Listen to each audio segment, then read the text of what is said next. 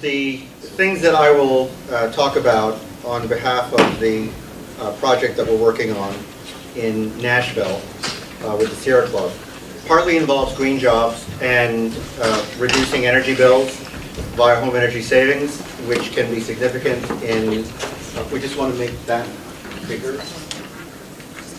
We don't want to go to slideshow form. We just want to make the projection space, the thing that's projected.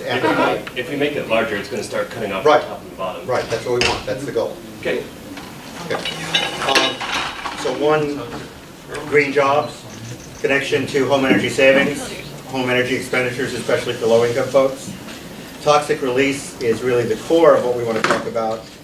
We might get to mention something about some Mayan villages around Felipe Queria Puerto, which are connected to the toxic release study. And I guess I'm going to start out by saying that all of this is connected to what we're calling the Nashville Matters campaign. And the Nashville Matters campaign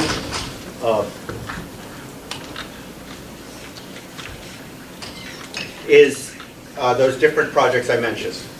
Joy Mayfield is the chair. Members of the committee are Chris Lunghino, who's going to be talking next and at length. A couple people who aren't here, Nell Levin, Dan Duranko, both of which are with TAP and Dan is with Vanderbilt. Scott Heflinger, who is the Middle Tennessee's conservation chair. Barb Kilborn, who was really a dynamic data person in our last session, and she's here to continue some of that conversation. I know people have questions.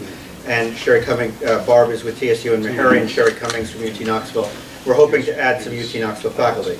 Now, let me say that the geographic focus of this, and the title of this talk has to do with geospatial epidemiology. The geographic focus is North Nashville, which is, in terms of the student population, 95% black, 85% multi-generational poverty, with a majority involved in the criminal justice system, with very few people having parents, especially none, almost none, with both parents, very few with even one parent, large number of students in foster care. 40% are defined as in transit, meaning not having a fixed residence. And it's a historically disadvantaged school, meaning I think a couple students that I taught in the last year or so were the first ones in the history of the school to ever pass an AP exam in science or math. And for these and other reasons, this school has a high teacher turnover rate and a large number of first-year teachers. In fact, 3 people left the faculty in August and September, one of whom retired 2 weeks ago, because it's a hard place to teach. Now, the thing I want to tell you about is, first, this is a very simple use of the GIS GPS technology. These data represent just a sampling of some homes around North Nashville that are in the housing stock of a ranch-style 2,000 square feet built between 1960 and 1970. They're found in every council district, but we can use those to hone in on neighborhoods which have a high concentration of those homes, which then will allow students to go and talk about home energy savings. And the virtue is that this is the only slice of the housing stock in the area which has a highly predictable return on the investment. In other words, if you put in $500 to $1,000, you could expect within 3 years, or within 5 years, to save at least $1,000 on your energy bill in that home. And very possibly quite a bit more if it hasn't been well maintained, or if there are problems like improperly sealed doorways or windows or parts of openings in walls, which can happen in low-income communities. You can have a much, much higher percent savings of your energy bill. But certainly at a minimum, you put in 500 to 1,000, you get out 1,000, and within 10 years you get out 2,000, which is better than your odds in Las Vegas. The second thing, which is really the most exciting part of the use of these technologies, this is a project that we're doing in collaboration with a group of programmers at Stanford University, funded by the Bill and Melinda Gates Foundation, and a group of programmers at Columbia University, funded by Bill and Melinda Gates as well. And this is a beta test site for community-based GIS problem solving. I believe the other beta test sites are Pittsburgh, Harlem, LA, Nashville, Calcutta, India, and maybe Nairobi, Kenya. And sometime in the next 6 months, the results in the beta test sites will be held up as examples for other cities around the country where the Gates Foundation is going to launch the distribution of these GIS, GPS resources so that other communities can make use of them too. I'm not going to talk more about that except to say that the basic format of how it works is that students with an Android device using the programs that are downloaded from Stanford are able to collect data. They can collect data in response to questions, they can make observations, they can write their reflections, they can do a little video of the person they're talking to at the location, they can take pictures, they can do an interview, and then when they hit send, the GPS location of where they are speaking to that person is locked with all the data, and that goes to Columbia University and produces a map like this by the Columbia group. And this is then, at our choice, then made available on the internet. And so it becomes a clickable map where you can, for example, these represent, I believe, 21 toxic release sites in the city of Nashville, which we're going to talk about more later. And when you click on one, you can find out a lot about what's going on at that site. But what's exciting then is you can deploy the kids with the devices to then find out more about what's going on around that neighborhood. And I'll talk more about that at length, but Chris Lunghino, have I said enough to give the introduction to you? Absolutely. Okay. Chris does something which I think is very exciting because it's right at, it's at the core of what everything is about, which is to try to get a cultural transformation, a social transformation of what it is that people do, how they live their lives, and in the end, that's I think what's going to make a difference in America. But that is a very long-term piece of work, and I got faith in her for the long term. I'm working on the shorter term.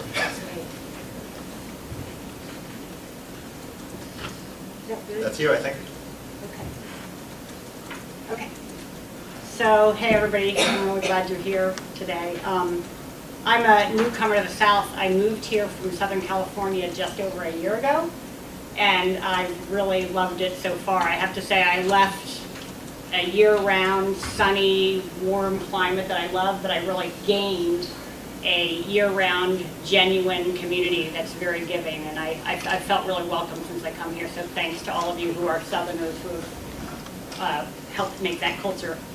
So today I am going to talk to you guys a little bit about the background of our organization. I'm going to talk to you about the Youth Empowerment for Sustainability project that I've been working on in Nashville just for the past few months, and also about the principles and theory that underlie that project that we've been working on. So Community Sustainability USA's mission, I guess Cliff didn't say that, but I'm the founder and executive director of an organization called Community Sustainability USA, which we founded in California. So our mission, and my personal mission, is to create a culture that's committed to sustainability, an appreciation of our Earth, and a desire to protect it, our communities, and future generations. And until recently, we operated only in California. And there, we conducted behavior change programs to advance sustainability with city governments, public schools, businesses, and community groups.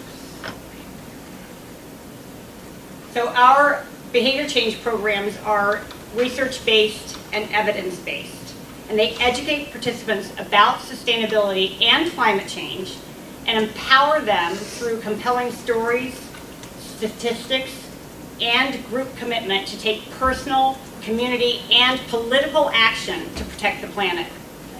We get them to believe that their actions count, every single person's actions count. And to foster success, we use science-based mechanisms like surveys, commitments, tracking tools, and feedback.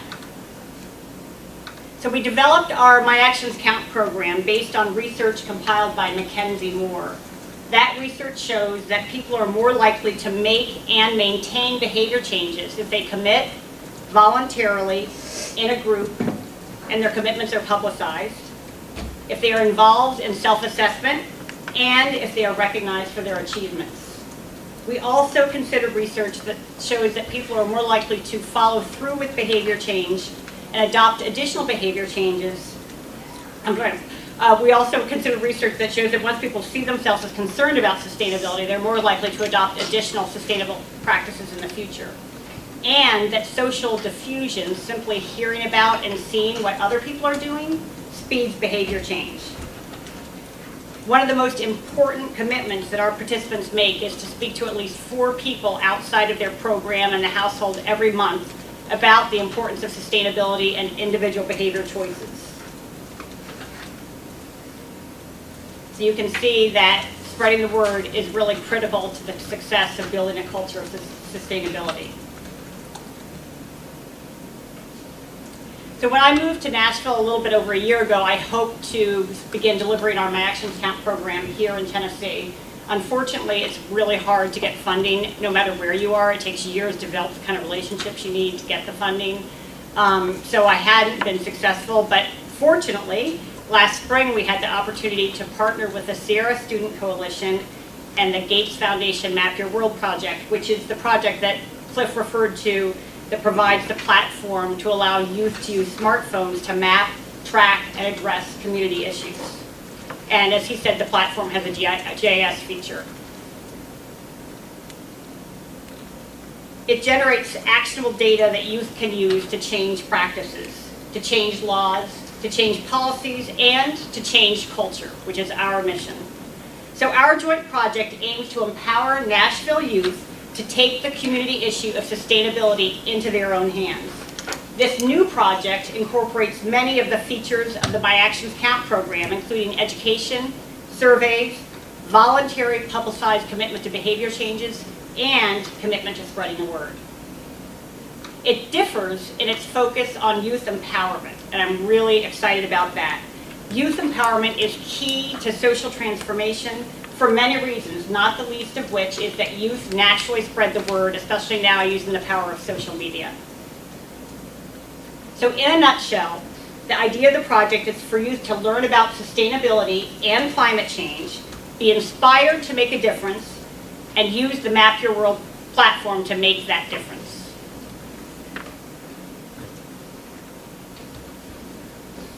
Metro Nashville has adopted numerous sustainability initiatives under the leadership of Mayor Carl Dean.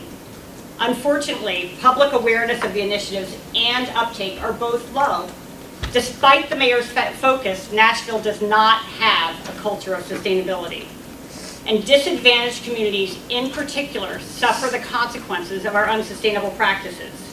These communities don't typically have access to the information or resources they need to make the changes in their life, to make their planet healthier, their community healthier, and themselves healthier. So we collaborated with the mayor's office and agreed to promote their existing city initiatives as part of the project.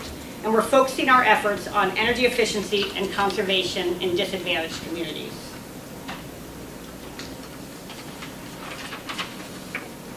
So we hope to deliver the project in 3 phases. Again, it's subject to funding, how much we can get done and how quickly we can do it. I hope to be able to scale it up, but there's no certainty.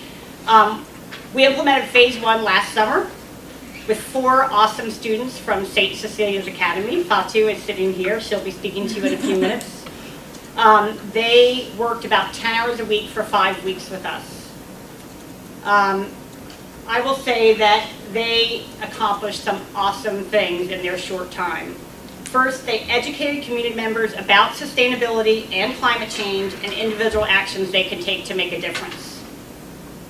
They attained commitments to wash laundry in cold water instead of hot or warm from more than 90% of respondents. And washing water in cold water, in case you guys don't know, is really important small thing that people can do because it saves 90% of the energy used for doing laundry. 90% of the energy used for doing laundry goes to heating the water. They also attained commitments to spreading the word to lots of people. Over 90% of respondents made that commitment. And they promoted existing city sustainability initiatives. 94% of respondents asked students to email them additional information about the city programs, indicating they're interested in doing more and learning more and taking part. They also collected actionable data to influence stakeholders, including the city government, as they decide on new policies. like where to invest energy efficiency and sustainability resources in the future. For instance, if 80% of respondents indicate that they don't have a programmable thermostat, the city might choose to invest in a program to increase that penetration rate. In East Nashville, which is known for its commitment to sustainability relative to other parts of the city, only about 40% of residents surveyed are composting their organic waste. We could use this data to encourage the city to raise the profile of its existing composting program. And maybe the biggest accomplishment is what the students themselves gained and the benefit that will have for the rest of us. At the end of the pilot, students understood that global climate change and sustainability are serious problems that need to be addressed. That the United States and the rest of the developed world contribute to the problems the most, but suffer the lowest impacts. And conversely, that the world's most vulnerable communities contribute to the problem the least, but suffer the worst impacts. That everyone needs to do something about this problem, and that now they have the power and the skills to make a difference and to help others take action. The community response has been overwhelmingly enthusiastic about the project. In phase 1, approximately 80% of people approached at the farmers market agreed to take the survey. Door to door, about 60% of people approached who answered the door took the survey, but only about 20% of the people answered the door whether or not they were home. For the most part, people were thrilled to see the students out there doing this work, working on this issue. And even at the farmers market, where community members were likely to already be sustainability conscious, everybody learned something they didn't know before from the survey. And a big part of this is also raising awareness, getting people to believe in the need to address sustainability, and then they take that and take political action again. So it's not just about doing little things, it's about doing little things that lead to other little things that lead to bigger things that lead to policy changes. It's creating a demand and a voice for change, for the big kind of change we need if we're going to address climate change and sustainability. So as I said earlier, the project differed from our My Actions Count program in its focus on youth. We modeled the youth empowerment components of our project on principles and theory outlined in an awesome facilitator manual called Youth Leading Environmental Change by Hickman, Reamer, and Saval. So I want to share the key youth components of our project with you. First, research shows that making youth involvement democratic, in particular, having components of a program directed by youth, increases program success. So based on that research, we incorporated daily youth-led educational discussions into the project, and we involved the students in decision-making, virtually all decision-making, from day one when they designed their t-shirts and decided on the color, to revisions of the survey and the survey process on an ongoing basis, to the goals and action plan. And we debriefed weekly. Second, understanding systems thinking is critical to effectively addressing sustainability and climate change. We introduced the students to systems thinking, how things influence one another as a whole. Sustainability and environmental justice are both systems thinking. Third, personal reflection fosters a sense of responsibility. Students recorded their insights and perspectives after every session for homework in a journal. We wanted the students to understand both their privilege relative to youth in other parts of the world and their disadvantages relative to some other youth. Fourth, personal stories matter. We inspired buy-in and commitment through personal accounts of environmental injustice. Students researched and found compelling stories that they shared with the group. And fifth, building confidence and competence to act requires sharing experience and practice. We help the students develop the skills to talk to other people about climate change and sustainability and to inspire action. We told stories. They practiced delivering the survey with one another and role played so that they would be prepared to deal with a variety of questions from skeptics and supporters alike. Students attended a meeting with a public works staff member where they could learn about the city waste collection program, ask questions, and make suggestions. They wrote a letter to the editor and participated in communications with sustainability business leaders. So these principles and theories were really important to the success of our project. And that is all I have to say now. Thank you so much for listening, and I'm going to introduce Fatu, who is a junior at St. Cecilia Academy. She was one of the summer interns, and she's going to share some of her experiences with you. She is a wonderful budding activist.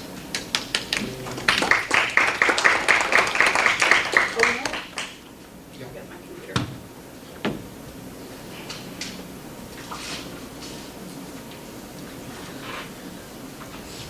Does she need a slide?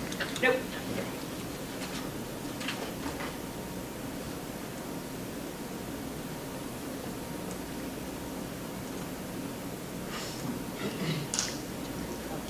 Oh, sorry.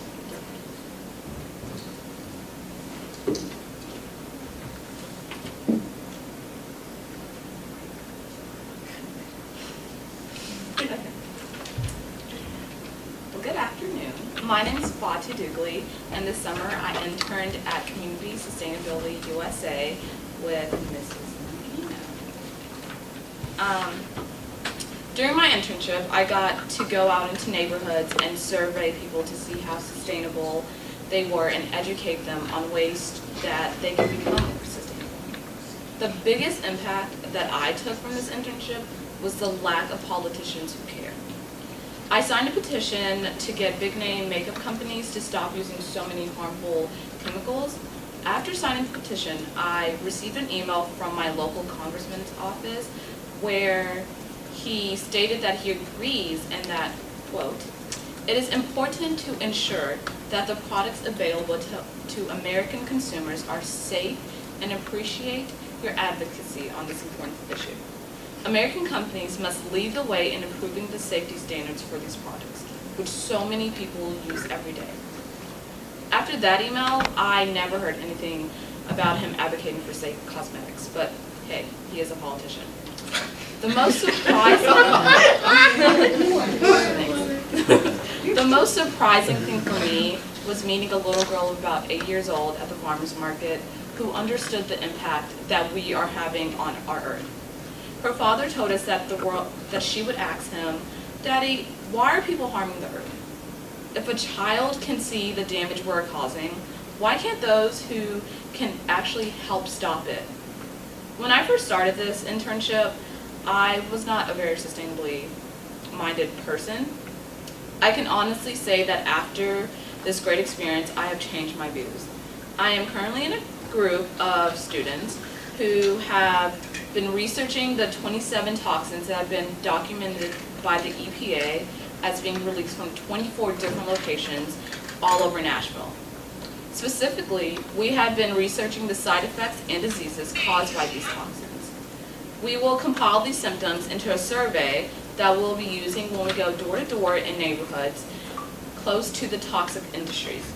If we find that people are experiencing some of these symptoms associated with the toxin in their area, we can build awareness about the issue and ultimately improve the health of citizens in Nashville. We hope that students across the U.S. will be inspired and want to also serve their communities as well. Thank you.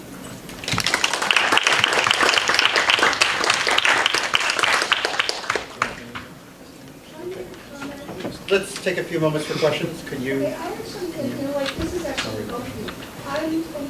Like, why are you just going door to door and next to the places that are releasing the toxins? Because, that's going to make you feel good if you can see that. But what you need is a control group. You need to go door to door away from where the toxins are being released because you don't have a control group. We are trying to go door to door in the neighborhoods affected to get them more aware so that they can actually possibly take steps to help shut down these plants.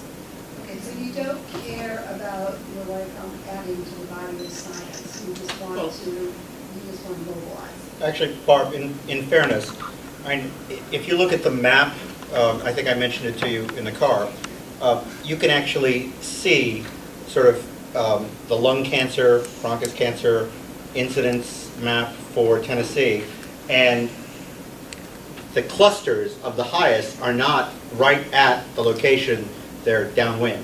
And so in a manner of speaking, surveying in the neighborhood is the control, and moving downwind will be the experimental.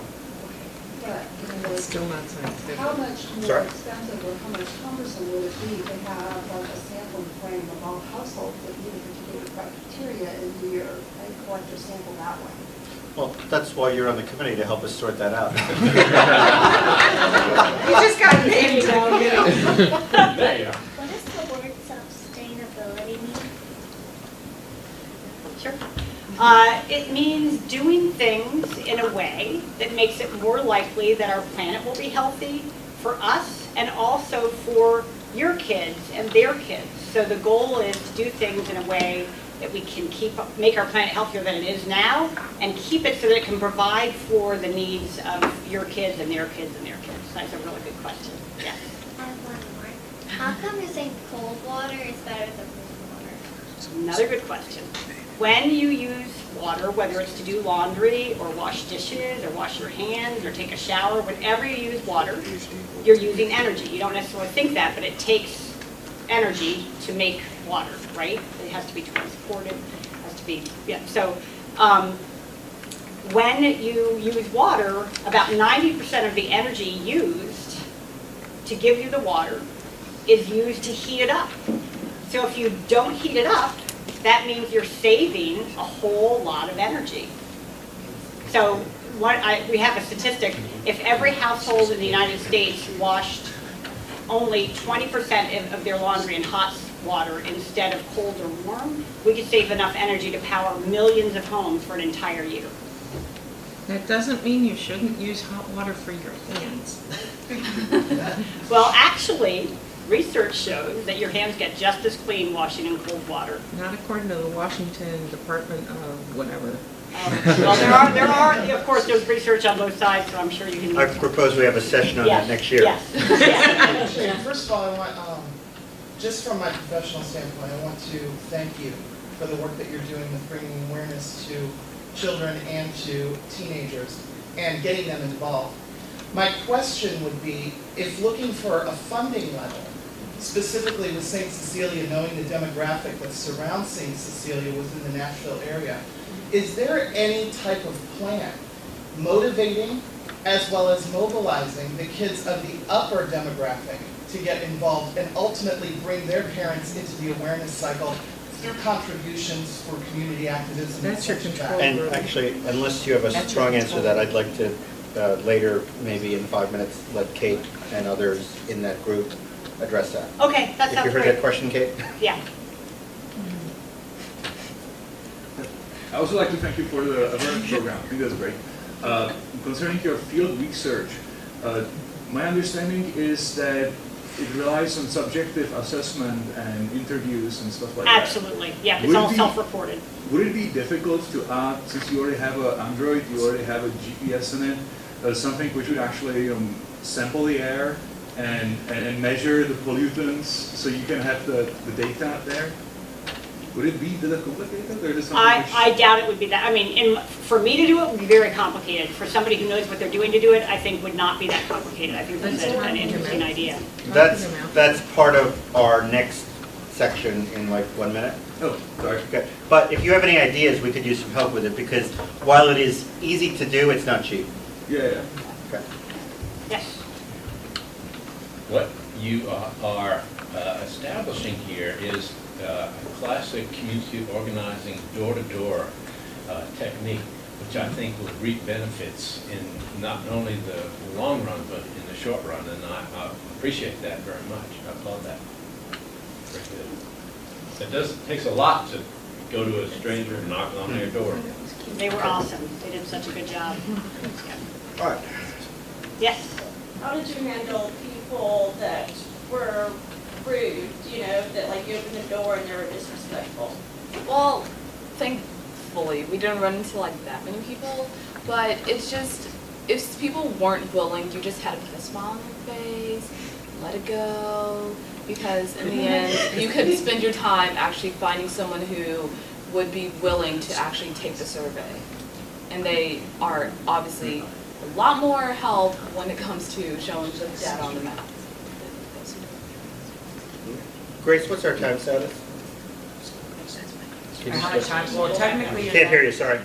technically you're done at 4:25. Okay, But if y'all need a little bit more time, I mean, y'all started a lot later, but we want to kind of keep it close. We have to be out of the law school by a certain time. so Farewell session.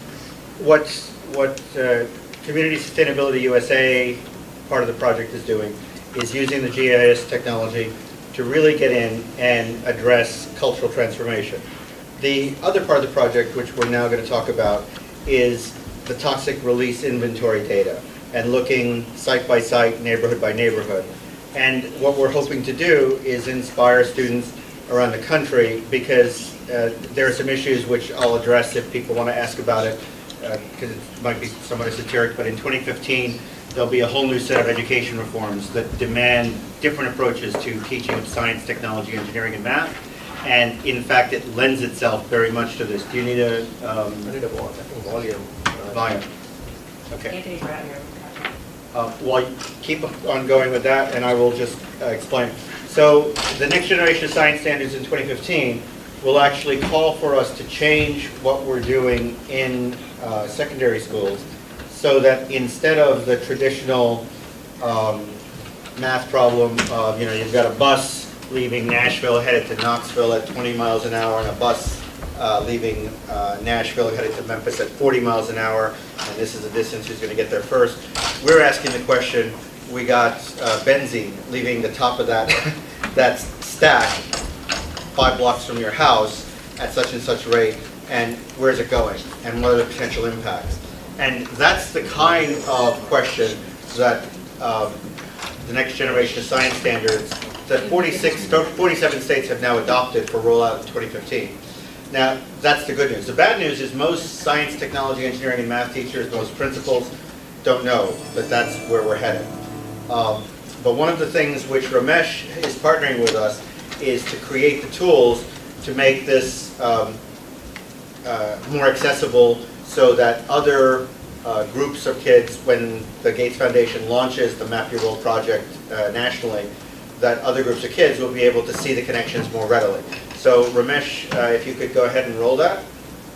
Impact human abuses on environment and Is it should be human louder than that? Yes, please. human activities. Do you need lower than this? Can we, louder? Louder. Anthony's coming right now. This is the mic. Okay, well, he's adjusting the sound. All right, so we have, as I said, 21 sites, a profile of 24 different chemicals. Okay. Actually, Kate, would you be willing to stand up and say a few words about how you would describe the toxic release inventory project in Nashville? First, just Nashville, and what the kids are doing, that we're looking at chemicals, we're looking at diseases, and we're looking at the reality that you can do things we couldn't do before, right? Okay, well, one of the reasons why you passed it over to me is I just obnoxiously held up my hand as 4. There's 24 sites, but not that it really matters. It's a lot. And like said earlier, there's a lot of toxins being released from smokestacks. That doesn't necessarily mean it's going to affect the people right next to the site, but some of the sites that are releasing things, ExxonMobil has a company, they have a building, I think it's either 37208 or 37209 it's situated in, but it releases 600 pounds of benzene a year. And really close by in the same area code, Marathon Petroleum Co. is releasing 870 pounds of benzene a year. We don't know when they're releasing it, if they're releasing it throughout the whole year or how frequent, but that's a lot of benzene. That one chemical has been mentioned a lot today. It has a lot of problems. It accumulates in your body. So you can get benzene poisoning from an amount of 10,000 milligrams per kilogram of a person. You can get instant side effects from that dose, but also over a period of time. One example in a case study was 2 parts per million is the amount that, 1 part per million is the amount that OSHA permits in a workplace. And one worker was exposed to 2 parts per million over an 18-month period, and then acquired acute myeloid leukemia, and that's a very small amount. And if 24 different locations are releasing toxins, only 4 of them in the Nashville area are releasing benzene, but it's in 37208 and 37209, so they're right next to each other. If that close by a lot are being released, it can have a big impact that we're not visibly seeing. And it's harder in an urban setting to see the direct effect because it's not like we're seeing a huge coal ash field. There we go, there's our problem. It's harder to see. So that's why we have the Map Your World project that we're using, because we can see where the location is, and then we can go in neighborhoods nearby and see, are they experiencing symptoms that these toxins can cause? And then we can also go to neighborhoods outside as a control group, as you were saying, or maybe the opposite since the wind carries it, and see how those communities are being impacted. And hopefully this information will bring not only awareness, but action and help people get over their illnesses and bring more federal or statewide governments to fund help for these health problems. And Grace, let me just share with you, a couple days ago, I found the only study that was an EPA measurement of ambient benzene in Nashville, but it was in the parking lot of a restaurant on Murphy Road, not downwind of where the benzene is released. I mean, there's lots of it. How many, do you know off the top of your head, you know, because when you say 1 part per million, what you're saying is 1 molecule per million molecules of air. How many molecules of benzene are being released at those sites total? Do you have it off the top of your head? Ballpark, order of magnitude? I Billions? know how many Billions? milligrams, not necessarily molecules, but milligrams. We had micrograms the other night. So 870 milligrams at Petro Marathon Co. How do we know that? Who's measuring it? That's an EPA documented, and that's what I would say is the minimum. That's what they reported to EPA. And so it's probably more. But wasn't it, when you get down to the molecular weight of a molecule, and then calculate the number of that molecular weight as a part of the total mass, you're talking about trillions of molecules. Yeah, there's a lot. And 1 part per million is an area of concern, and we're talking about trillions. So, thank you, Grace. Wait a minute. I want to applaud you. He called on you suddenly and you stood up and did it. Good for you. Her name is Kate, not Grace. Oh, I apologize to all. Good job, Kate, too. I like the name Grace. It works. We'll just call you Kate Grace for short. Okay, I think I'm going to add on to what just Kate talked about. This is more a visual view of what is going on. And it's a 6-minute video on different things that is going, human impact on the environment and pollution.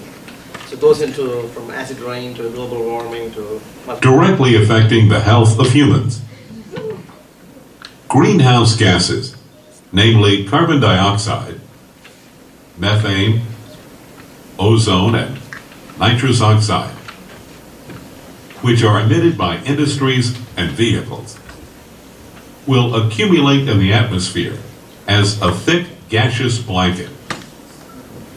Consequently, the amount of radiation trapped has been increasing, thereby causing an increase in the planet's temperature. Human contributions of these pollutants are one of the contributing factors in serious global environmental issues, such as global warming and the depletion of the Earth's ozone layer. Ozone plays a vital role in shielding life on Earth from the harmful effects of the sun's ultraviolet radiation. Humans release into the atmosphere many chemicals, such as chlorofluorocarbons, CFCs, that damage the ozone layer. As a result, more ultraviolet radiation will reach the Earth's surface. When chlorofluorocarbons absorb UV radiation and decompose, they will release a chlorine-free radical, which will react with ozone, forming oxygen and chlorine monoxide radical. The chlorine monoxide will react with an oxygen atom, producing chlorine radical and an oxygen molecule. This chain reaction will deplete the ozone layer, thereby exposing the planet to UV radiation. Exposure to this radiation may result in sunburn, infection, the premature aging of skin, or harmful diseases such as skin cancer.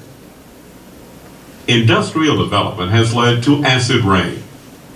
Industrial factories and power plants that burn fossil fuels, such as coal and oil, are significant contributors to atmospheric pollution. Pollutants such as oxides of nitrogen and sulfur cause acid rain. Dinitrogen trioxide will react with water to form a weak acid known as nitrous acid. When nitrous, nitric, and sulfuric acids accumulate in rain, they come down as acid rain, causing serious effects to the environment. It can cause a wide range of diseases in humans. Some chemicals, such as pesticides, will actually increase in quantity across the food chain. As rain falls, pesticides such as DDT will be washed off, seeping into the groundwater and other water bodies. Through the process of biomagnification, just a small quantity of the toxic substance will increase in concentration as it moves through the food chain from algae to human consumption, with significant increases in the quantity. In recent times, there has been an increased resistance to a controversial technology that is used in extracting natural shale gas through hydrofracking. This process is the source of a multitude of potential health and environmental impacts. The process of hydrofracking involves the smashing of rock using millions of gallons of water, sand, and chemicals through cement cast well bores, which are drilled thousands of feet into the Earth's shell rock to reach the gas. The high-pressure injection of this material in order to fracture the rock allows the gas and oil to be extracted. However, these fractures also release methane gas, which will seep into water and leach to the surface as a greenhouse gas.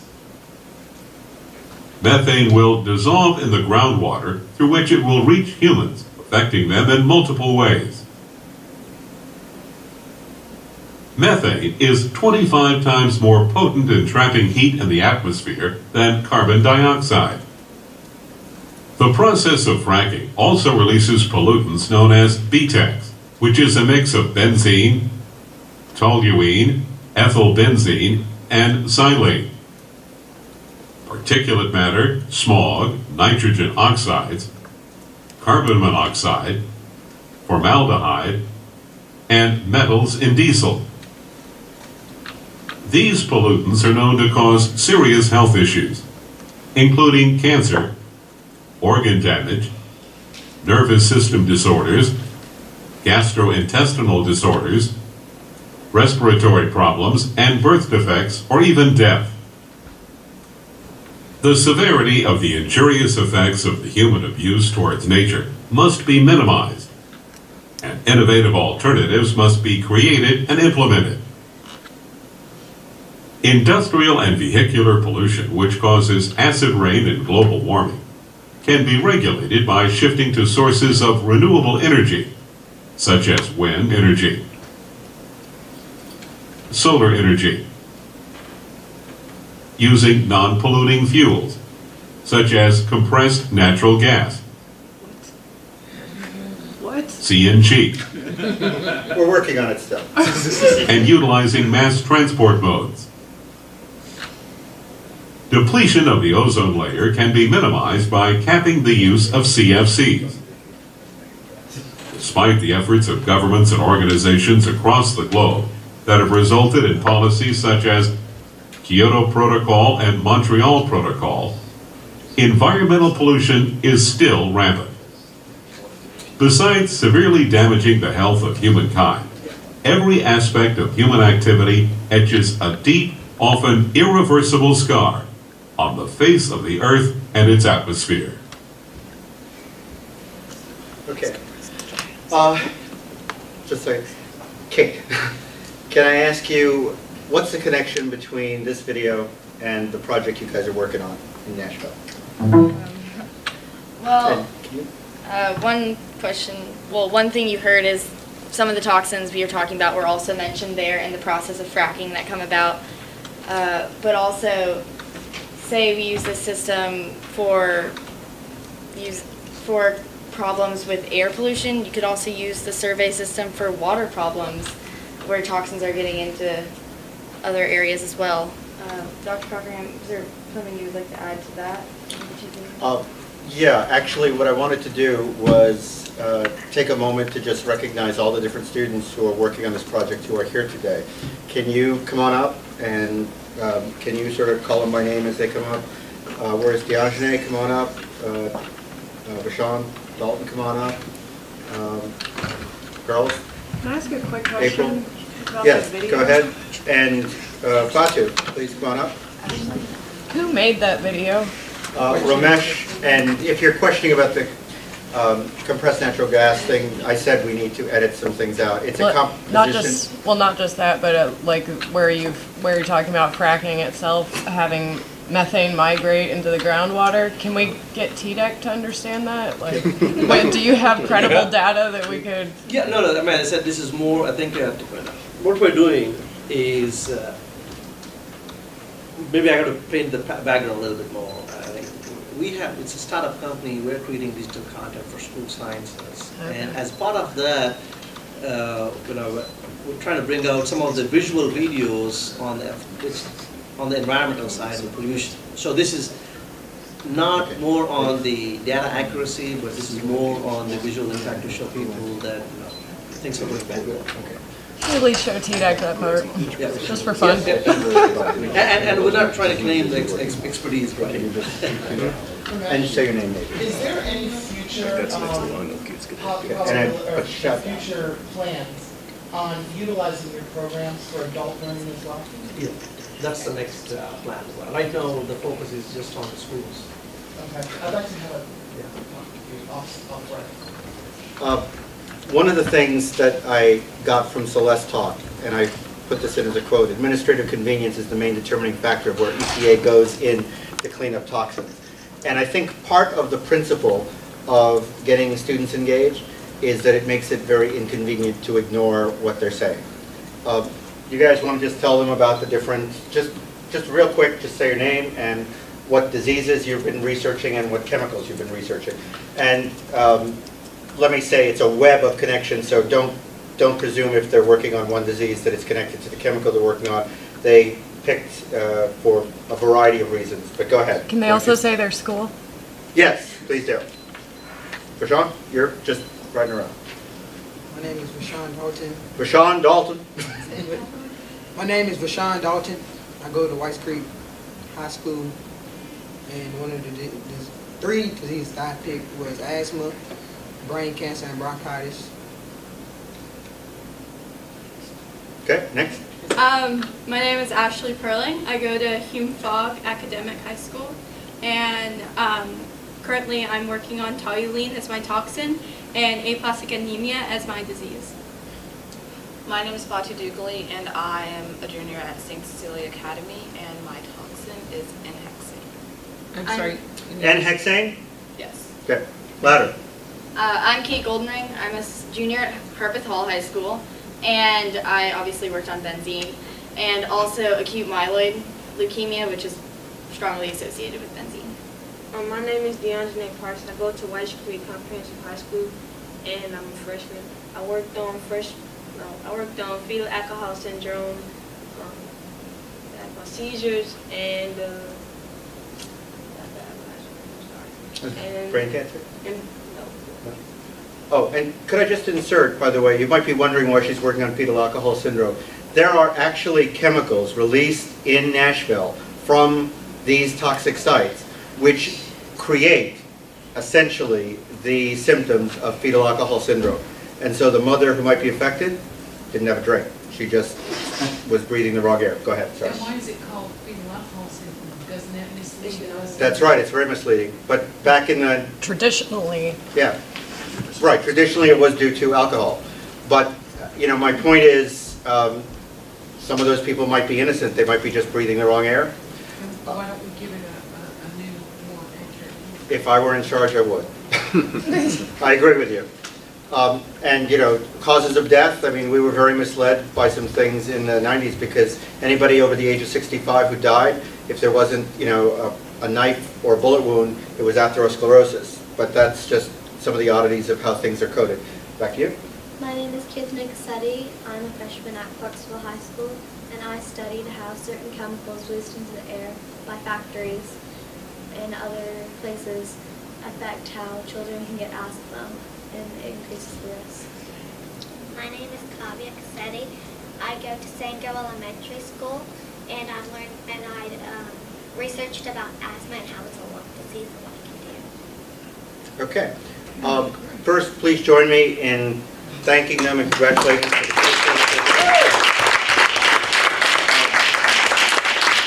My belief is that these guys are a model for what, I mean, the tools that they're using. And as far as I'm concerned, these tools radically change how we can look at toxic release inventory and impact in cities. If you saw the movie Erin Brockovich, that was straightforward because there were people in the middle of nowhere, one source of pollution. You know, you live next to the site releases one thing, you're getting it, you know, kind of an open and shut case after years of legislation or years of litigation. But when you're dealing in downtown Nashville with 24 sites, and then, you know, any given site is going on the presumption that their release is tolerable because they're releasing only a small amount. What they're not, nobody's looking at the fact that, yeah, but they're releasing the same amount, and they're releasing the same amount, and 2 blocks down they're releasing the same amount. So these guys are looking, and this is, I don't expect you to try to take it in, but this represents the kinds of chemicals and the kinds of diseases and the locations in Nashville that they're looking at. These aren't all of the 24 sites, these are the ones that they focused on so far. And the diseases run from methemoglobinemia, sinonasal cancer, anemia, arrhythmia, cognitive impairment, craniofacial malformation, fetal alcohol syndrome, leukemia, which, by the way, leukemia is the #1 cause of death among cancers in the state of Tennessee, I believe, Barb? I said leukemia, I believe, is the #1 cause of death of cancer in the state of Tennessee, and it's not known exactly what are the major causes of cancer from leukemia. We just know that there's lots of it, and we know that there are some suspected things. But we have, by the way... No, that can't be right. Okay. That can't be right. Someone chime in. That's the major cause of death among, cancer among children. Okay, thank you. But among adults, definitely more. Okay. All right. What was the other thing I was going to say? Sorry. Well, in any case, go ahead. I just had a question, like, are you planning on involving more students from public schools? We're planning on inviting the rest of America. I was thinking about for the Nashville area since I attended McGavick High School. We very much want you on board. Okay. And talk to Kate, because I think she is kind of emerging as someone who is drawing people into the project. Yeah, we're trying to get a lot of people. We found that having a core group of people can sometimes make it less confusing, but having a group of students under that we can delegate diseases, because there's a lot. There's 69 that are on this spreadsheet that are being caused, and under those there's tons of symptoms. So the more students, the more heads we have to research things, so that'd be great. By the way, these are the chemicals and diseases which are causing asthma that we're studying at these different sites. Like I said before, 4 of the 10 worst cities in America for asthma are Nashville, Knoxville, Memphis, and Chattanooga. The next places we hope to have groups of students working are in those cities. The other thing, we have the 2nd highest rate of infant mortality in America in the state of Tennessee. If you rank the state of Tennessee as a nation compared to other nations, we rank below some third world countries. Our infant mortality rate is worse than Cuba, Lithuania, and Croatia. Is it Tennessee or just North? State of Tennessee. I knew North Nashville had an issue. I didn't know it was generalized to Tennessee. All of Tennessee, but you know, all of Tennessee is heavily influenced by what happens in Nashville, Memphis, Chattanooga, and maybe Clarksville, Knoxville. You were asking? Is it known whether or not these companies are operating within accordance to the EPA's APIELs? Yeah, this is a really interesting question. How much time do we have? About Okay. 3 minutes. Okay, in brief, the way EPA works is that they force the companies to document how much of certain toxic substances are released every year. I would assert they probably underreport for various reasons, but in any case, they report those. They're reporting only a fraction of the toxic substances being released, only the ones which Congress has allowed them to regulate. Right.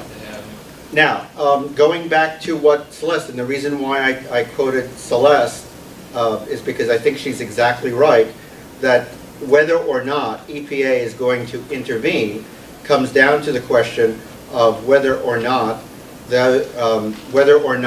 it is extremely convenient to do so. We have these data for all the cities of America. You just gotta make it inconvenient for them not to. Exactly.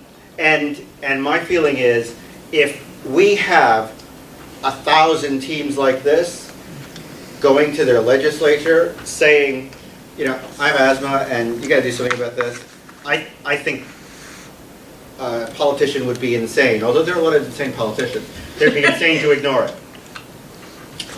So I think we've spent all the time we could afford to spend. But if you'd like to work with us, we'd like to have you in Nashville, but we'd like to be helping get this started in Memphis, Knoxville, Chattanooga, Clarksville, anywhere else where you've got toxic substances being released, because there are large quantities. And what EPA documents... Anywhere else? Huh? What do you mean anywhere else? It's everywhere. Okay. I'm sorry, it is. Yeah. No, absolutely. There's no place that's clean. What about Right. Oak Ridge? Would Louder? you bring nuclear into that, or would it be? Well, I think actually, they get to decide, but my advice would be focus on the toxic chemicals and get another group started on nuclear. Just like we might want to have another group started on landfills, and we might have another group. It's hard to separate it, because I mean, with the fracking wells, they're oil gas wells. It's not like there's a difference between a gas well and an oil well, and you get all of the radiation from the different layers of rock coming up with it all. So, I mean... Yeah, actually the worst, I mean, if I'm not mistaken, we are exposed to more, we have more radiation exposure ambient from burning coal than we do from nuclear power plants. So, you know, in a way we're studying it anyway. It's just that that's not where our focus is at this moment. But it's a good point. And, you know, folks, think about it. It's up to you. You have Oak Ridge, that's all I'm saying. Okay, should we end? Any questions? Please join me in especially thanking these guys.